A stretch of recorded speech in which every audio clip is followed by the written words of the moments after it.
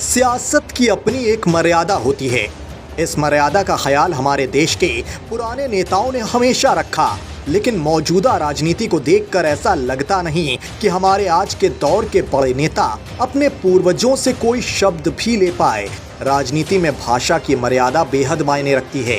ज्यादा नहीं 2 दशक पहले तक भी राजनीति में एक दूसरे के धुर विरोधी भी कभी भी एक दूसरे पर निजी और आपत्तिजनक हमले नहीं किया करते थे। लेकिन आज की राजनीति हमें सोचने पर मजबूर कर रही है कि क्या हम देश के नेताओं की ऐसी भाषा और तस्वीर देखने को विवश हो गए हैं। अब एक नजर समाजवादी पार्टी के इस ऑफिशियल ट्विटर हैंडल से किए गए ट्वीट पर डालिए, आपको शर्म आ जाएगी। ट्विटर में भारतीय जनता पार्टी के प्रवक्ता राकेश त्रिपाठी को टैग करके जो लिखा गया है उसे आप पढ़िए भी और सुनिए भी। आंख के अंधे, कान के बहरे और अक्ल से पैदल फ्लावर पार्टी के फूल नेता राकेश, सुन, तेरे जैसे गधे और मूर्खों को प्रवक्ता पद का लॉलीपॉप थमाकर बीजेपी खुद परिवारवाद में लिप्त है। तेरे जैसों को दलाली का मौका मिल रहा है लेकिन टिकट नहीं।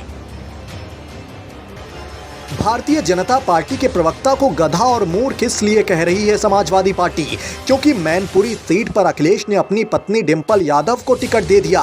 बीजेपी प्रवक्ता राकेश त्रिपाठी ने सपा कार्यकर्ताओं से कहा कि पार्टी में परिवारवाद है, आप लोग जिंदाबाद और मुर्दाबाद के नारे लगाइए लेकिन टिकट सैफई कुनबे को मिलेगा। अब इस बात को सुन लीजिए। समाजवादी पार्टी ने जो फैसला किया है, ये फैसला पहले से ही अपेक्षित था।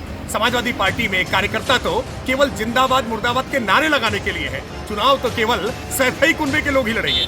आजमगढ़ में भी पहले धर्मेंद्र यादव को चुनाव लड़ाया और अब मैनपुरी में डिंपल यादव का नाम घोषित किया है। लेकिन भारतीय जनता पार्टी ने मैनपुरी के चुनाव में, पिछले चुनाव में लगातार बढ़त हासिल की है और इस बार भारतीय जनता पार्टी के कार्यकर्ता वहां पर कमल का फूल खिलाएंगे। जो भी प्रत्याशी भारतीय जनता पार्टी का होगा वो नरेंद्र मोदी जी के काम पर और योगी आदित्यनाथ जी के नाम पर इस बार उत्तर प्रदेश में कमल खिला करके दिखाएगा। मैनपुरी एक नया इतिहास रचेगी। इसके बाद तो मानो समाजवादी पार्टी आपे से बाहर हो गई। गधा, मूर्ख, अक्ल के अंधे, कान के बहरे और ना जाने कौन कौन से शब्दों से बीजेपी प्रवक्ता को नवाजा। अब तय आपको करना है कि राजनीति में ऐसी भाषा का इस्तेमाल करने वालों के खिलाफ आम जनता को क्या करना चाहिए। Bureau report, national news now.